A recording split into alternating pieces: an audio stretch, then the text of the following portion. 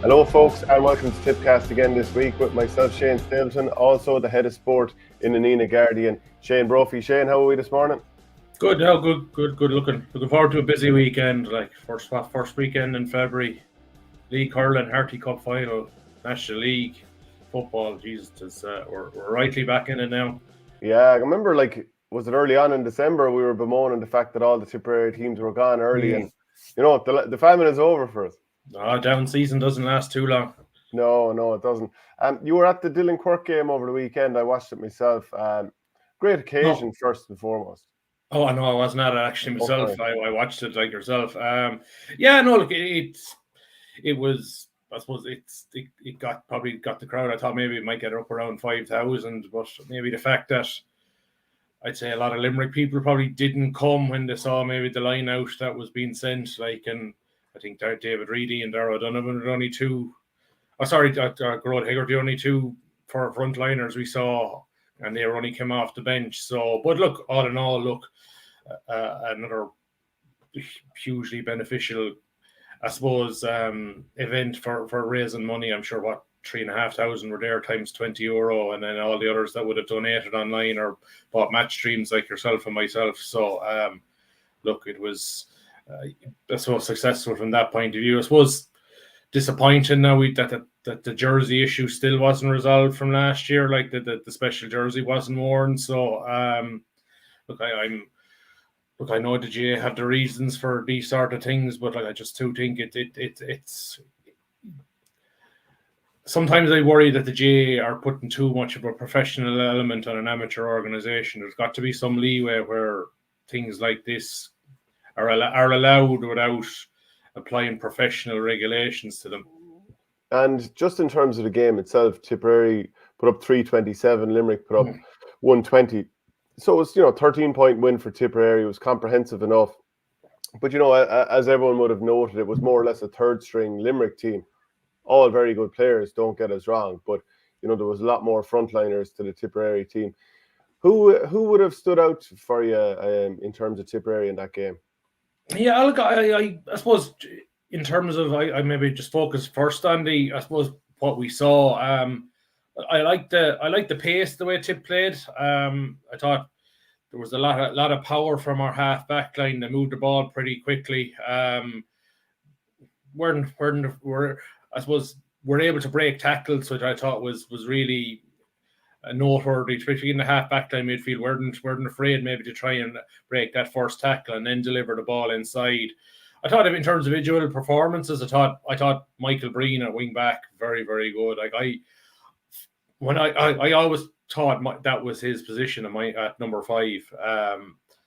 I remember seeing him play for Ballina in a county final. I think it was 2013, and they lost to Silvermines at number 5. And I just thought he had everything for that position. He had power, he was tall, he had pace, he could score. So I'd be interesting to see in terms of the team that will be picked for next Saturday in Dublin. Will he be full back or will he be wing back? So from that point of view, interesting. John, I suppose the big success was John McGrath. Just seeing John back to his best. Okay, Limerick third string team, but look, I think that will have done John absolute power of good. Like, he hasn't really performed for Tip probably for the guts of 5 years, and I just think he puts an awful lot of pressure on himself, and I think he knows himself he's not performing, and all he needs is a couple of good games and he'll be back. And I think a firing John McGrath would be a huge shove on to Tip this year, just because he's a lot like Noel. His hurling brain will especially in that crowded middle third. Like, I don't think he has the pace maybe to play inside anymore. But like, if you were trying to manage Noel McGrath's minutes, wouldn't it be brilliant to think that maybe John could play centre forward one game, or maybe Noel could play another game, where you sort of still have the impact of both guys, maybe not in the team at the same time, but still that sort of wily, I suppose, creator in that middle third. I thought he was very good. Sort of a quarterback further up the field. Yeah. I thought Jake Morris, he just looks like a player that could absolutely take this year by storm. Like, he looks like he's a man ready to power on. And I suppose that he has been named vice captain. I think it just shows he's standing within the squad now. Yeah, and of course, again, it wasn't a first-rate Limerick team, but like, did you notice the amount of big physical players that Tipperary picked in the middle 8 or middle 12, whatever you want to call it, Yeah. really? Like Michael Breen, as you've already mentioned, Robert Burns, a big physical guy, so is Enda Heffernan. Owen Connolly, we saw him play midfield for T-West Midwest last week. He was midfield again here. John Campion likes the physical stuff. Jack Ryan is a monster at wing forward. John McGrath's 6 foot plus.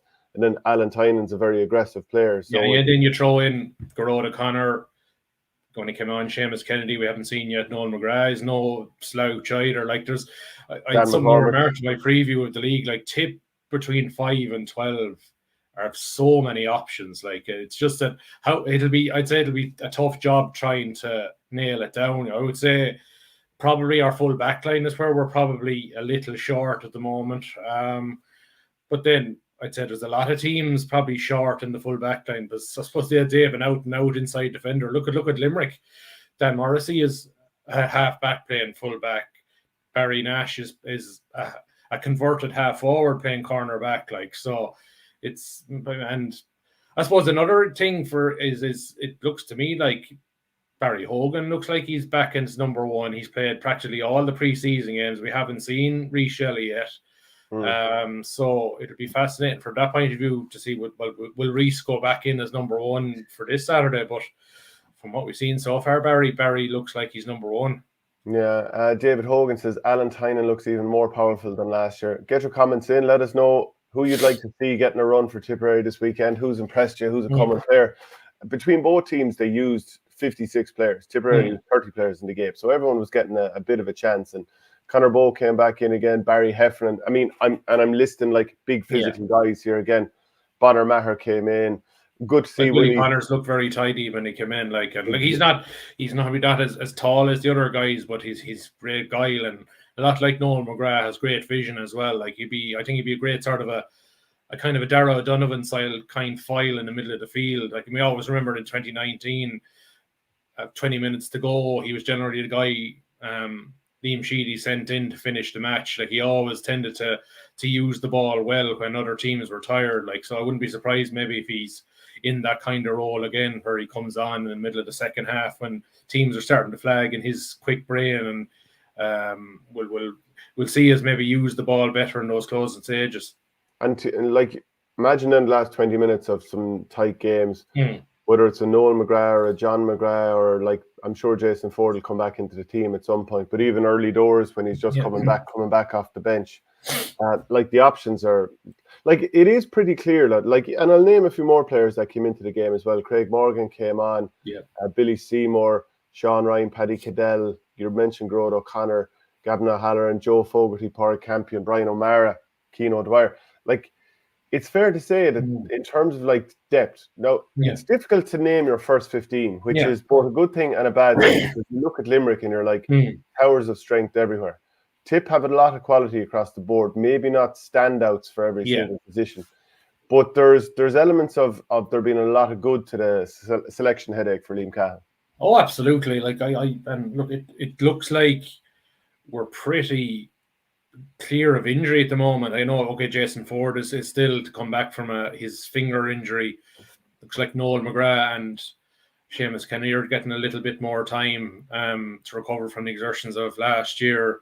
Danny Slattery limped off with a hamstring last weekend, but I suppose I think maybe we wouldn't have been expecting to see too much maybe of Danny through the course of the year. It looked like he was going to make the squad at this stage. So there's no doubt, like, we'll definitely have options, particularly in that middle third, where maybe you could see 10 minutes into the second half, three subs coming on together, three more guys with power and legs replacing, like, emptying the bench. Dan McCormack's another one we haven't seen as yet. Like, so I think Dan got married recently, if I'm not mistaken, didn't he? Yeah. So so I kind of like that with I think definitely Liam Cahill he's allowing the players to, I think there's a bit more of a relaxation within the group. I don't think he's, even in terms of weddings and stuff like that, there seems to be a bit more acceptance. We have to let the players breathe a small bit more. Another one,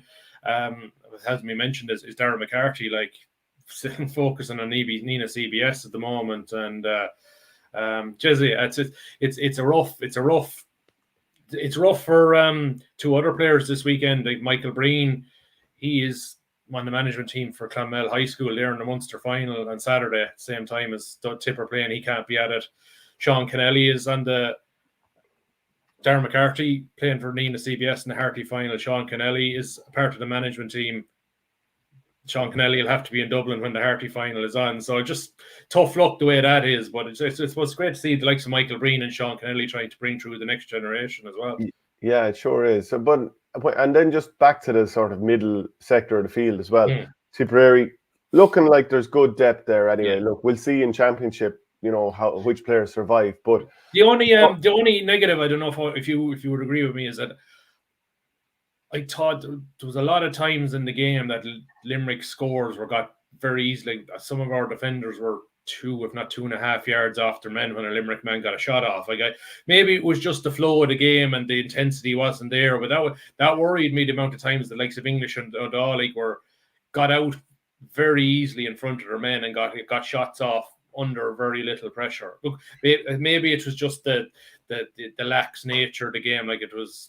That was the only concern I had, that we weren't in touch. Well, I know there's in the modern game, some coaches are not keen on touch tight because they're worried if you get touch tight and your man gets the ball, he'll turn you and he's gone in behind you. But Jesus, I thought we were giving their forwards way too much leeway at times as well. But isn't this the challenge then with trying to defend in that amount of space? Like, there's nobody coached better in terms of movement and staying really high. So you've obviously that middle war zone. Yeah. And then the Limerick inside forwards stay really, really high. And it's very difficult to know what to do as a defender. Because if you're 2v2 or even if you have a sweeper back, they'll bunch and break, they'll stay so high, they'll know where to go. And they rep this over and over and over. And I don't think there's anyone better than the Limerick defenders. So a lot of it comes down to making sure good ball doesn't go in. Yeah. And, then that comes back to what you mentioned earlier in terms of who do Tipperary have for the full back line. And Ronan Maher played there the other day. Of course, everyone would often say, excellent, brilliant hurler, one of Tipperary's best hurlers, but maybe not blessed with the most pace. Now, he's been made captain for the year, which means he's guaranteed starting for the year as well. Is the full back line where he's going to be? And how much of it is his success back there is down to, those out in the middle sector having the energy to ensure that good ball doesn't go in? Yeah, I wouldn't be we know he can play there, and we saw, but if this was old hurling where teams played direct ball into a full forward line, I'd have no problem. But the modern game now is 2 men full forward line, and the ball that goes in is practically it's out in front of your man. So and that's where Ronan maybe in terms of pace is probably going to be a little weak. So I was thinking I thought maybe number 7 would be his position, where a lot like his brother, where he has a good strike of a ball, he can get up the field and he's powerful, and maybe where you don't have to have blinding pace in the half back line. So it'd be fascinating to see what they're thinking for Sunday, or Saturday, whether it is Ronan at full back or whether it is Michael Breen. He first made waves with Tipperary back in 2014. I remember him coming on the scene then as an 18-year-old. He's put in the hard yards over the years, been a brilliant servant to Tipperary, and getting the captain's armband like his brother Paddy had in 2017 and 2018. He's certainly put in the yards. Yeah, it's look, I think there's no doubt about it. I think Tipper in a brilliant spot, and like mentioned a few more. I thought Billy Seymour, he hit a couple of wides when it came on, but I love the way he was catching the ball in the air when it went in. I thought Andrew Ormond. I think Andrew Ormond, as the ground firms up, he will be such an option off the bench probably. Just his pace, and look, I know he missed a lot of chances, but he still scored 1-2. He always looked to threat inside. Look, Sean Ryan, I'm a big fan of. People on the podcast know that. I just think he's such a nuggety character. You're the president of his fan club. Yeah. Look, I saw this guy a few years ago for Templederry in the full. I think he scored a hat trick against Laura one day, and I think in a Seamus Marine game. And it sort of came out of nowhere. I would have known him previously as a backman for Our Ladies in Templemore. I just think he just gets the very best out of himself every day. And like I thought, like Sean Kennelly's another one's had a big preseason. So, like I if you think about it, like our Tip in the best Tip, our Tip in a lovely spot. Nobody's talking about. No, just thinking nobody's talking about him. Yeah, everyone's saying Clare and Cork are the Limerick's best threats in Munster. Tip got out of Munster last year. Okay, they didn't have a good end to the campaign, but look, we beat Clare and Ennis. We drew with Limerick in the championship. We're at our best. We were as good as them, but consistency through the competition was what killed us. Or we lost our edge. But like, Jesus, like, in terms of a team coming in with under the radar or in the long grass, I think in terms of early league, I think Tip are nicely positioned. And have you heard word of whether the panel will be announced soon? Because we saw it for the footballers recently.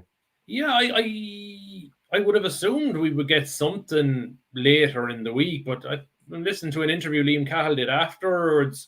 There was a sense that maybe he was going to hold on to a couple of guys, or maybe he's going to hold on a bit longer. So just thought it was in like the footballers have named the 40-man squad. So I would assume if they're getting 40 and if Liam wanted 40, he would get it like so. And that would probably keep an awful lot of guys within the core group that maybe, I think last year, I think he went with 35. Like, so like 40 would take in an awful lot of guys, wouldn't it?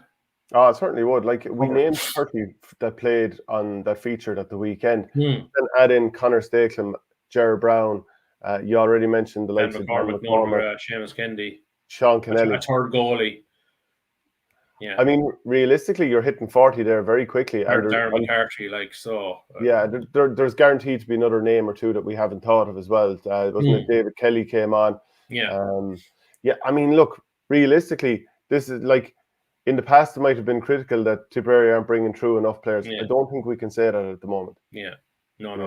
It's great. And I like I know you were in Wisconsin, Dublin for a long time. Like, I think there are easier venues to start a league. Well, I think for Tip, it's actually the perfect one.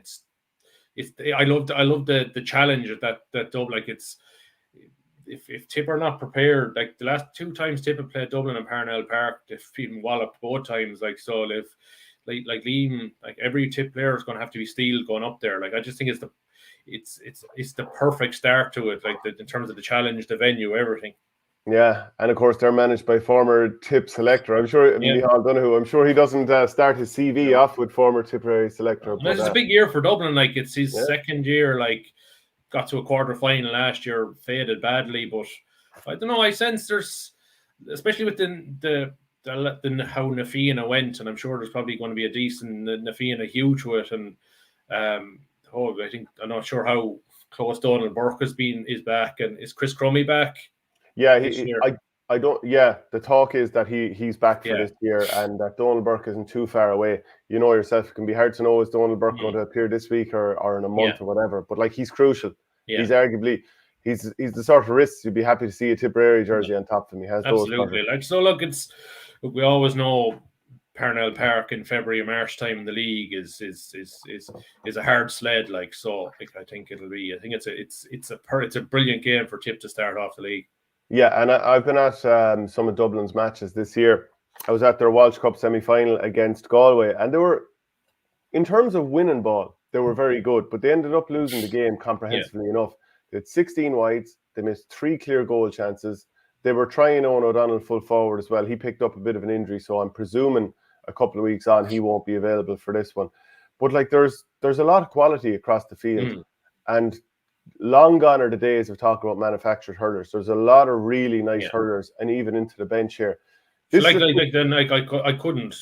like, I wouldn't, like, Na Fianna wouldn't have been a traditional hurling stronghold for me. Like, I remember watching the club final, Leinster club final before. I couldn't, like, they were outstanding like that. It was a brilliant game of hurling. Just a bit of Kilkenny guile probably was what swung it for O'Loughlin's down the home stretch. They were able to get the key scores like that.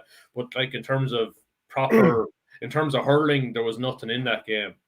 Like, would Na Fianna be Leinster champions if Donald Burke was able to tog out? Oh, God, we talk about guile and stuff like that. Yeah. You're taking out the best forward in the entire county. But just in terms of, that Kilkenny sort of inbred, doggedness. Like they know a tight game that they'll win it. Like I actually thought O'Loughlin's would win that club final. I said if this is tight, they'll find a way to win by a point. It was just like St. Thomas is just out Kilkenny, the Kilkenny team in terms of just sheer will and desire on the day, like so. But Shane, you have to put that PTSD in the back of your mind now. Kilkenny teams lose all Ireland finals now. We keep seeing it. Long may it continue. It's 9 years since won an All Ireland, isn't it crazy? Yeah, it's well into the 9th year. Yeah, they're looking for 10 in a row of seasons without All Irelands this year, and Cork are looking for 20. So if Tip could actually win the All Ireland this year, which is probably a long shot, but we might stop. We're good at stop and drive for fives. We've stopped 2 of them already. Sure. Just we either stop Limerick and Munster, or we might get them in Croke Park. We'll see. Yeah. Well, look, Limerick are obviously the big favourites this year, but like just going through some of the players that Tipperary will have to watch out for this weekend. Look, Sean Brennan in goals, laser puck out, so Tip have to be alive to that. Paddy Smith has been playing full back. He's a physical test. He's a really good player. So whoever has been marked by him will have to be on their game. Conor Burke, stylish centre back coming out with the ball. Dara Gray, very physical beside him and a real leader, I can tell you that. Brian Hayes' pace in the middle of the field. Like, if Tipperary supporters haven't seen him just yet, he's a brother of Ronan Hayes, the forward, the Kilmacud Croke. Ronan Hayes sort of slipped off his best he's been injured. Couple of years. Yeah. A lot of injuries. Like, do you remember last year against Wexford?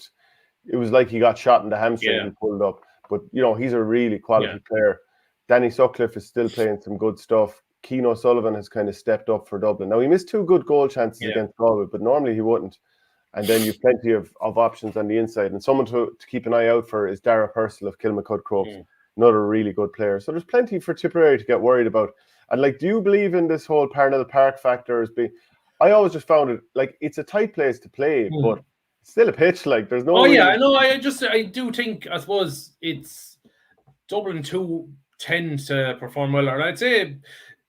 Micheál Donoghue probably would think Croke Park is probably where they need to be playing open, expansive, maybe in the way the modern style. But I do think it's there is something in going to one of those tight old school grounds. Like, and look, as I said, the last 2 times Tip have played league matches there, they've been well beaten. So they are.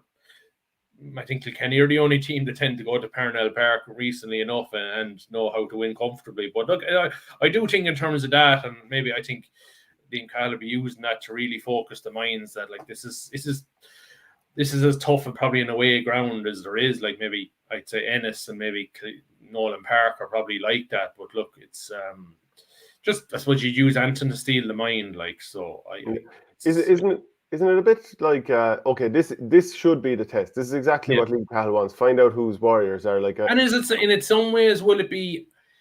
It's sort of Parnell Park and I think Walsh Park are a little similar in terms of how they feel. And I'm just thinking, is there sort of a mini dry run for that Munster Championship game, just in terms of you're going to a ground where you have concrete walls of a sideline? It sort of feels like that. Like so, like you suppose you take any little element you can to learn from. Yeah, and I'd say it's a great ground when there's a crowd in there. Yeah. It's an absolutely brilliant ground. It mightn't look the sexiest, but it is. Yeah, and I suppose Dublin will be targeting this game in a huge way. Yeah, like they really want to start off their season well. Like you look at the group that we're in, so it's Tip, Limerick, Dublin, Westmeath, Galway, Antrim, and like you might change around your team for certain games, but Micheál Donoghue will want to find out what he has for the year, who's able to step up to the Tipperary test because he's been behind enemy lines. He knows what Tipperary are like, and he'll know if the players stand up in this game, that he'll have found 1 or 2 options. Yeah, and like if you're going on current rankings, this game, the winner of this game, if form holds, probably finishes 3rd in the group. And if you're going for qualification for 2025's new format, 3rd place will guarantee you in. 4th place, not so much. But I know this is just you're assuming Galway and Limerick plus 1 of Tip or Dublin will be the top 3. This is just me assuming. I'm not saying that's going to be the way it's going to be, but look, there will be a little bit of pressure on the team that loses. But like you'd be assuming everybody will probably beat the 4 major teams in the group will beat Antrim and Westmeath in their games. Like so, this on paper looks like should be the decider between 3rd and 4th. And like it would be a good year for Tipperary to make a burst in the league. It's 2008 since last Tipperary lifted the league title. So I think it would be important to put down a marker here and maybe win this competition, especially with the extra long break that Tipperary have before championship because of the bye in the first week. Yeah, I think definitely Tipperary are the one team that wouldn't mind getting to a final, because they're on the bye in the first round of Munster, which is 2 weeks after the league final. Tip's first game is not for 3 weeks after the league final. So Tip, and probably do Kilkenny and Galway have the on paper easier matches in the first round of Leinster? I think they do. So you're probably looking at Kilkenny and Galway probably would. I think Wexford and Dublin is the marquee game in the opening round of Leinster, if I'm not mistaken. So maybe I'll give you the fixtures. Maybe those two teams maybe mightn't. Well, I wouldn't say they didn't, but maybe they prefer to be done and dusted with the league at that stage. Well, look, let's call a spade a spade. Kilkenny will beat Antrim at home in their first game. And Antrim have given them some good games there, more so in the league in recent times. But, they will win that game. Galway will beat Carlow at home also. So if either of those two teams got to a league final, they'll probably feel like, we'll go for it. We can go for it. Wexford against Dublin, that does have a feel of, very, very quickly, all or nothing on the line. And I'll just read through some of the other fixtures coming this weekend and just see what kind of captures our imagination.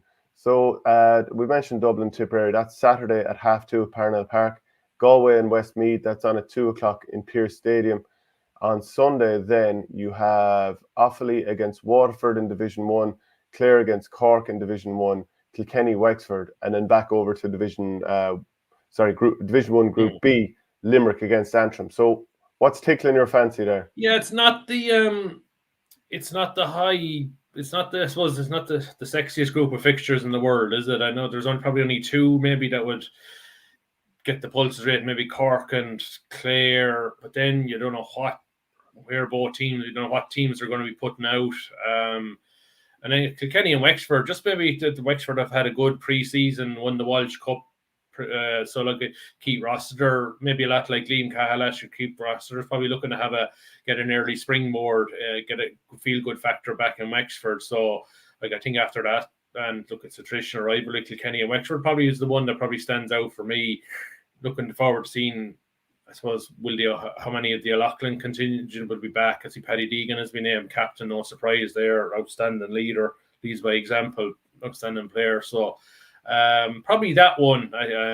Will we see TJ Reid? How early will we see TJ Reid? Will he be Adrian Mullen? I suppose the Ballyhale guys have got a nice bit of a rest now, like after they knocked down in Kilkenny early. So, when would you bring them back? Like, okay, the likes of Owen Cody, Adrian Mullen, maybe they're a bit younger, you bring them back sooner. But TJ Reid, he's 36 years of age. He probably doesn't. But I probably would be expecting Kilkenny to be going pretty. I'd say Kilkenny Wexford probably the one that probably sticks out for me. And in turn, when would you bring back TJ Reid though? Like 36 years of age? I probably wouldn't. Look, if I was Kilkenny, I probably wouldn't let him see him till the Antrim game, the championship. It's like that's a great tune up then for the key games. I don't think he needs any more than that. The championship was last year he was flagging a bit. I just think he needs to be spared. Yeah, and the other side of it though is Derek Ling will want to see him, and it's not like he used to see, in terms of like can TJ produce. It's just to play other lads around him as well, especially if someone's sort of, let's say for example, Conor Heary manages to get a position for himself this year. He might want to make sure that the lads have a sort of understanding on the pitch. So maybe the last two league games, bring him on the second last, start him on the last, and then see how you go from there. But yeah, interesting to see how Kilkenny go this year. Is there any team that you're really expecting to be a bolter for the championship this year? Obviously, Limerick are there. After that, you could nearly throw a net over 7 or 8 teams. Yeah, not really. Like I was fascinated by Antrim if they had everybody, but they've lost too many good players from this year's panel. I think they'll do well maybe to not be relegated this year. I just think it's just tough on Darren Gleeson now to lose. Okay, Neil McMahon's retired, but is it Keelan Malloy is not committing this year? Is it one of the Elliots, I think, or one of the other good forwards? 4 or 5 Dunloy lads, yeah. It's tough, like. Waterford intrigues me. I'm not sure. We could get anything from Waterford. They're quiet. I think like Austin Gleeson gone, that Stephen Bennett are concerned with his might hip. help them, but it removes a bit of that. I wouldn't call it a circus, but it's sort of, there's always when any chat about Waterford, Austin Gleeson's name is always mentioned pretty close, so that won't be there. I think Stephen Bennett being potentially out and having hip problems is massive, like, because he's on his game. I think he's the real alpha of that forward line, and like you're relying a lot on like the Desi Hutchinson and maybe young Fitzgerald maybe to lead the way. And I'm not sure. We'll have to look closely at Waterford, and I suppose it's hard to know about a bolter. It's like you think technically Cork would be a bolter because they didn't get a Munster last year, but like they're being highly spoken of. Like, but I think Cork have to. I think Cork need to have a good league. I think Cork need to put the foot down, and maybe make a few statements, and maybe winning in Ennis will be a good start at the weekend. It's a tough thing to do, but 31st of January, go and pick your 3 teams to come out of Munster. Limerick. I'm going to say Tip. Limerick, of course. I'm going to Limerick, Tip, and Clare. I'd go the same way. And do you think Limerick are going to do the drive for 5? Yeah. Yeah, okay. Richard Hogan says, by the way, given Limerick were playing in the Dillon Cork last weekend, should Cork have played Waterford in the Munster League final? You could argue yes. Yeah, no, if Limerick, and then I know John Kiley would have been very keen on the Dillon Cork game going ahead. I think he's a member of the board of the Dillon Cork Foundation, so but then you look at could Limerick have played 2 teams last weekend and played maybe on the Saturday the rematch with Cork or something? And I look, sure, it's out of the way now, but yeah, like in some ways, like I'm not a fan of these preseason competitions. I hear this excuse that if they don't put on these games, teams are going to play challenge matches. But what would be wrong with teams creating their own schedule, and maybe not having to play a match just because an organization says you have to play it, and you might take the pressure off maybe having to play Fitzgibbon Cup guys at the weekend who probably don't need to be played. And I did think it was a bit strange that Gerard O'Connor was brought on with 10 minutes to go last weekend against Limerick because he played Fitzgibbon during the week. Did he need to play that 10 minutes? I don't think he did. So probably wanted to. Maybe he did. I'd maybe just say I was part of the game. But even little, I don't think, and I know all the money from these preseason games goes into the Jays injury fund, and that's great. But could you extend the league by a week and say all first round games in the Hurling and Football League, that money goes to players' injury fund? I'm sure that would probably recoup the difference or something for the year. So I don't know. It's sometimes I think while managers say they're great games to get competitive games, I think they prefer a bit more flexibility in how they schedule them, if you know what I mean. Do you think that any person who's with a college team at the moment, they shouldn't be named for their county fixtures, the preseason fixtures? Ideally, yes, but if you're a lad in college, college, of 40 now, surely you can get together 15 or 20 players without them. But if you're a lad trying to make a team, it's hard to know. Like we saw, was it Jack O'Connor did it a couple of years ago when lads played at Sigerson and they were made turn up to Temple Toohey to play a tip in a McGrath Cup game that night, and I'm not sure. I'm not sure whether some of them came on, but they were present anyway. And yeah, they came on. Jack Savage was one of them. I can't remember who the other was. And then you had Colin O'Rourke again bemoaning it last weekend. But then I'd be thinking, if you're picking all those university guys on your panel, you're creating a rod for your own back. That's the risk you're going to have to take, playing so many young guys. So look, it's until I don't think I suppose like if you got rid of the pre-season and allowed maybe the whole of January to be a lot prioritised Fitzgibbon, maybe if you got down to the knockout stages of Fitzgibbon by the time the league starts, it would take an awful lot of pressure off players and intercounty managers as well and colleges. Okay, let's move on to the Dr. Harty Cup final, which is coming this weekend. Ardscoil Reach against Nina CBS, and Ardscoil beat Thurles CBS 18 points to 114. Some late points from the likes of Mark O'Brien from Cratloe, and there was a little bit of controversy, we'll say, about how that game ended.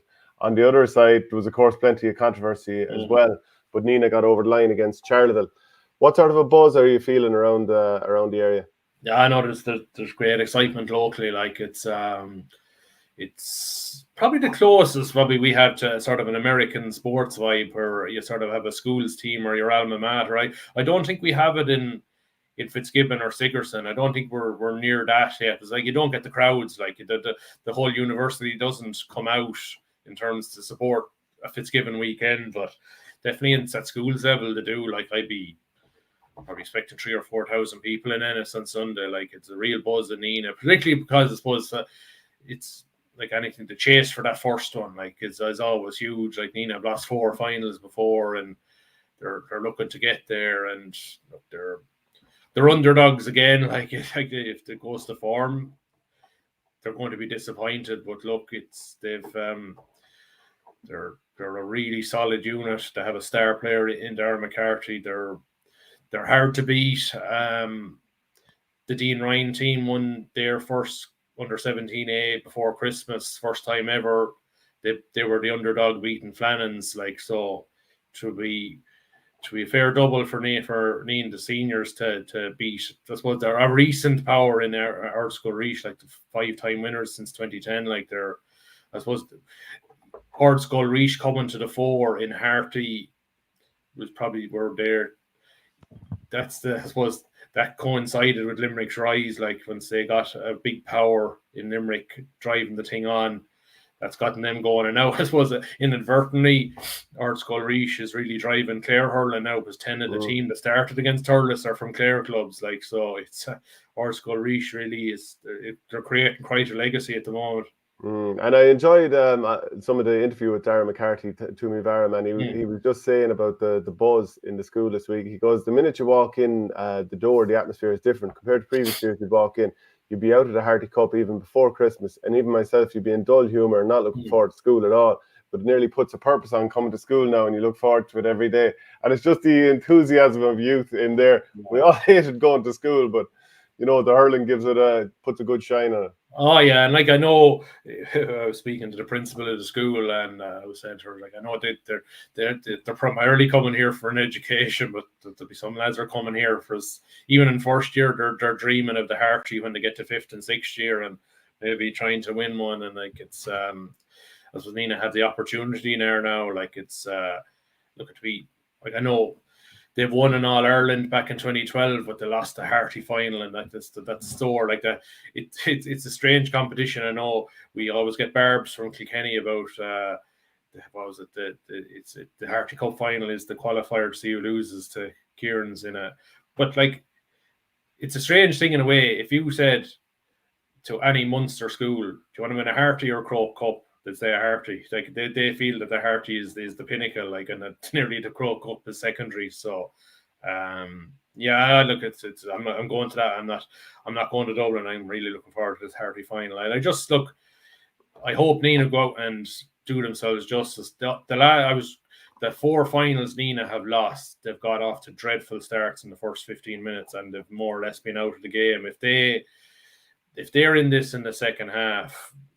I could have not only like Darren McCarthy is their focal point in attack, but like Owen Dohan, Danny Quinn, Jack Mulcahy, they're all able to score. Austin Duff is a brilliant impact sub off the bench.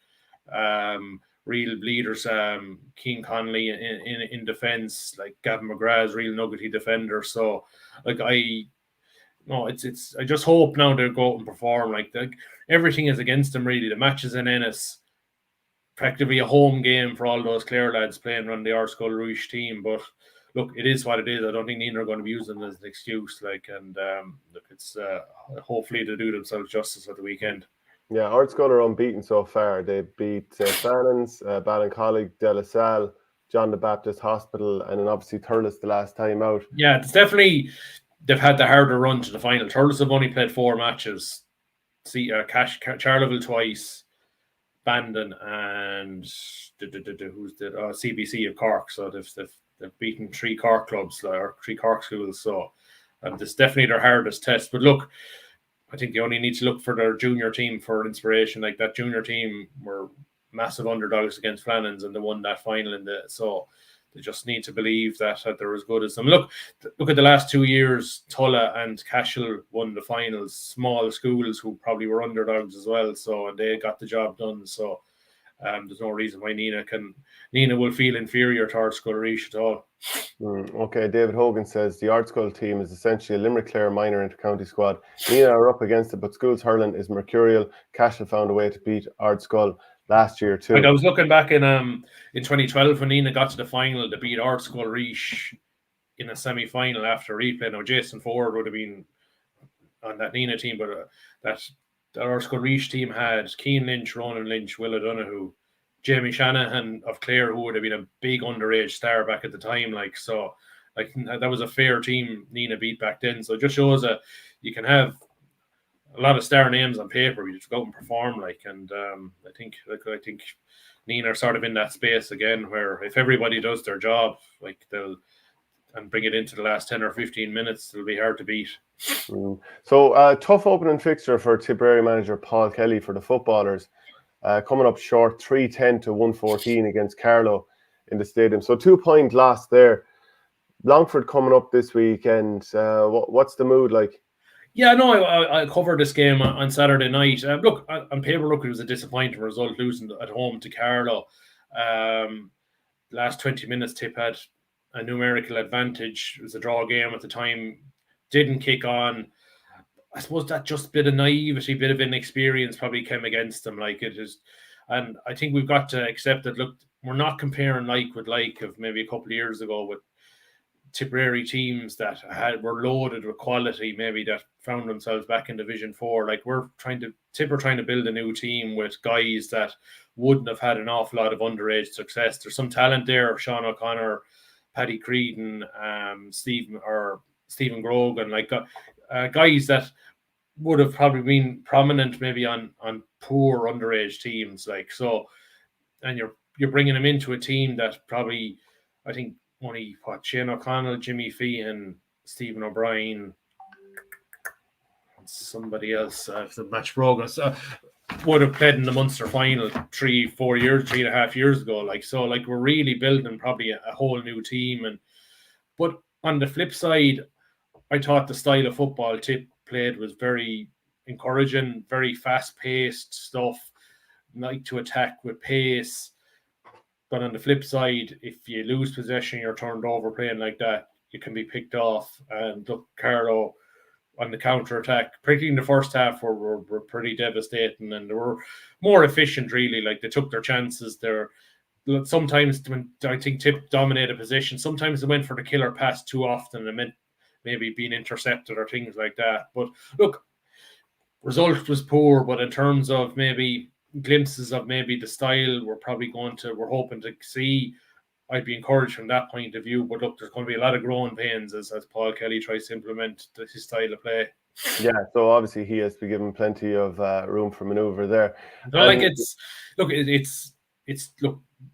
There's probably more pressure on Longford now ahead of this weekend. It's Longford's home game. They lost to Laois last weekend. So look, it's I personally would have thought promotion was a bonus this year.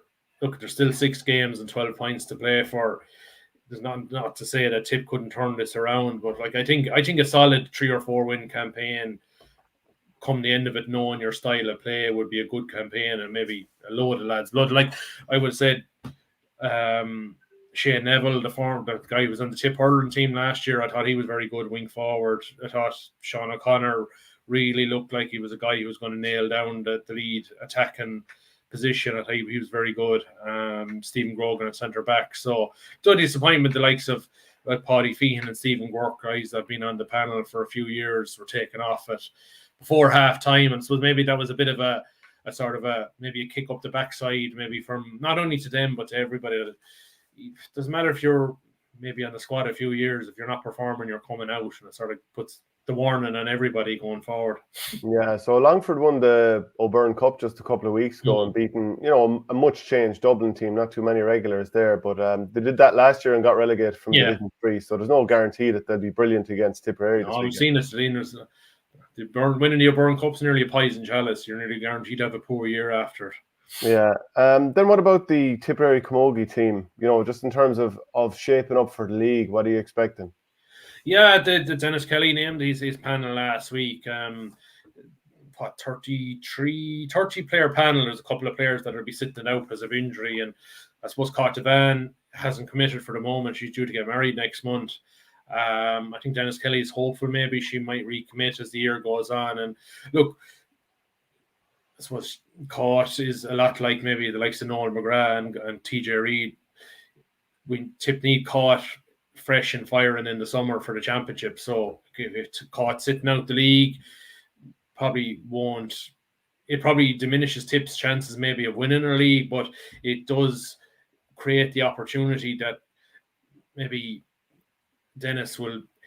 The onus will fall on the rest of the forwards to take up the slack now in the league, and maybe he might find maybe one or two other scoring forwards that come the summer will take the pressure off Cott. Maybe I suppose we saw in that All-Ireland semi-final last year when Cott was tied down, there was no really other scoring forward to take the pressure, to take the load off her. Like Grace O'Brien had a solid game in that semi-final as well, but just somebody else to pick up the slack. And I suppose Jean Kelly has been promoted off the junior team. I think she got, was it 8 or 11 championship goals at junior level last year, so it's great to see her being rewarded.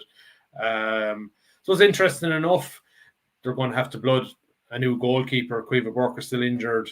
Anya Slattery has been dropped, the former All-Star goalie. So looks like Nicole. It's going to be between Molly O'Dwyer of Mike Harty. She's just up for minor, and Nicole Walsh from Borrisley. She's more of an outfield player, but it looks like she's going to be trialled in the goals. So that'll be, I suppose, of a risk in that way. So, but obviously Dennis lives in Borrisley. Probably sees something in her that he could change her into a goalkeeper. But look, it's.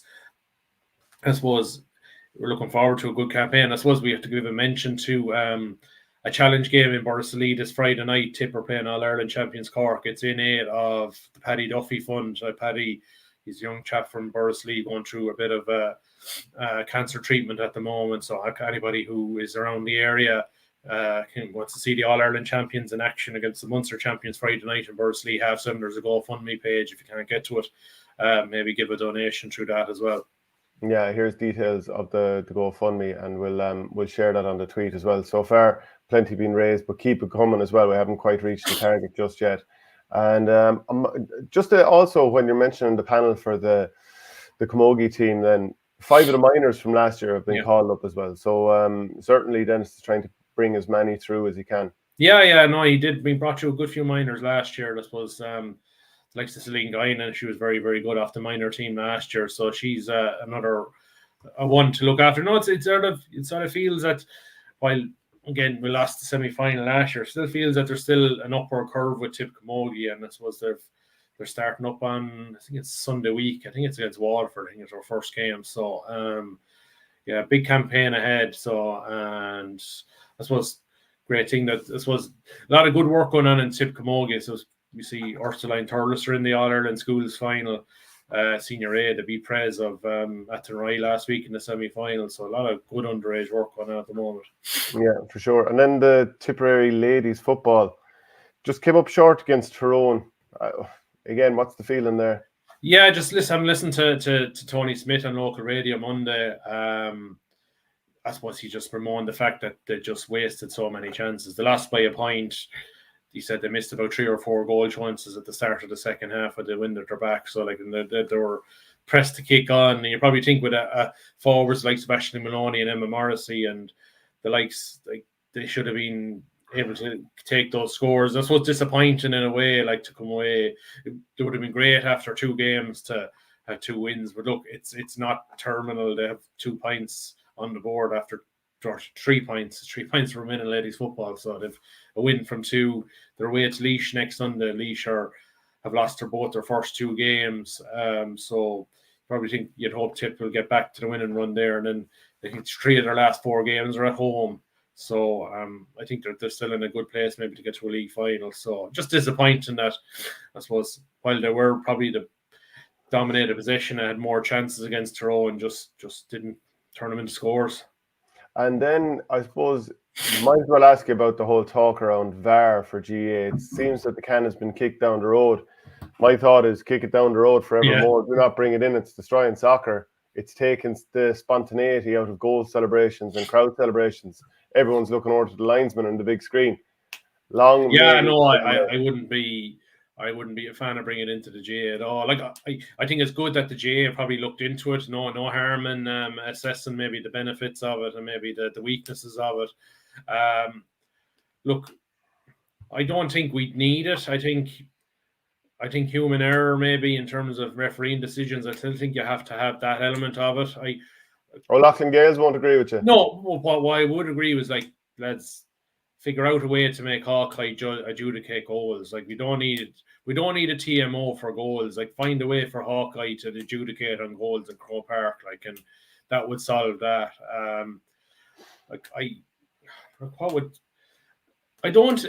I just think it would open too many kind of worms, particularly on refereeing decisions. If you think, oh, the ref missed that, we go to a TMO. Like, I still don't understand how in this day and age, and so something actually I learned last night at the county board meeting that, did you know that the term linesman is no more? It's now a line umpire. Assistant or something, is it? No, a line umpire. Line umpire? In GA. Okay, all right. And the umpire is now a score umpire. Political correctness now, but I still don't understand how inter-county refs are not designated as assistant referees. People are saying you need a second referee. You don't. You already have 3 referees on the field. Give the assistant referee, or rebrand them as that, power. It's all about line of sight with a referee. If you just say there's an incident on the sideline, maybe where a guy picks the ball up and around, but a referee can't see it because a lot of bodies in his way, but the linesman can see it because it's front on. A linesman can't, in soccer, a linesman can wave his flag and say that's a free, and GA can't. He has no power. The only power a linesman has is to give a line ball, or when the play is taken, to call a referee's attention to a bit of foul play. He actually can't wave and say, I can see foul play. He has to wait and let the play develop, and when it stops, then he can call. Like, the only reason, and maybe you review on this, the only reason I can think that they haven't done it is to feel it would undermine the power of the referee. And I think that's actually dumb logic. Well, this would be about helping the referee and get more decisions right. But there's no reason it shouldn't be done at county level when you're guaranteed to have 3, if not 4, inter-county referees per game. Yeah. Now, fair enough at club level. It's a bit like, again, we're going to go back to VAR in soccer. There was some grounds in the FA Cup last weekend, lower leagues, where they didn't have VAR. Does that mean we shouldn't use it at the top end? Well, maybe we shouldn't use it at all. But if you have technology, use it where you can. We have Hawkeye in Thurles and we have it in Croke Park. We don't have it in other places. Just use whatever assets you have. Yeah. I still gets... that's why I get annoyed when I hear about the second referee. We don't need it. We need to give the linesmen, or the assistant referees, or line umpires as they're now called, give them more power. I don't know any referee who would go out in the middle of a field and think, God, that linesman is out to do me. He's going to make me look stupid by giving a free that I wouldn't have given. But no, I think all referees would accept everybody's here to try and get as many decisions right. And we see it in soccer with the assistant linesman. Does anybody ever question a decision they gave over a free? Very few. They might question offsides, but now they have VAR now in terms of that. So we don't need that, and there's no that. But I do think why that hasn't been trialed, that to give the linesman more authority to help referees in terms of if he sees a push in the back or a pick up off the ground or a throw that he can see clearly, but maybe the referee can't see because maybe his view is obscured with bodies in his way or whatever. Yeah. Okay. Richard Hogan says the officials need to work better as a team. That's where everything seems to be falling down. Officials, including umpire, need to communicate with each other and not be afraid to make a decision. Okay. Well, look, that's it from the show this week. Unless there's anything else you want to touch on, probably. No. Looking forward to you. You're heading to Parnell Sunday or I Saturday? am Saturday. Yeah, I am indeed. Yeah.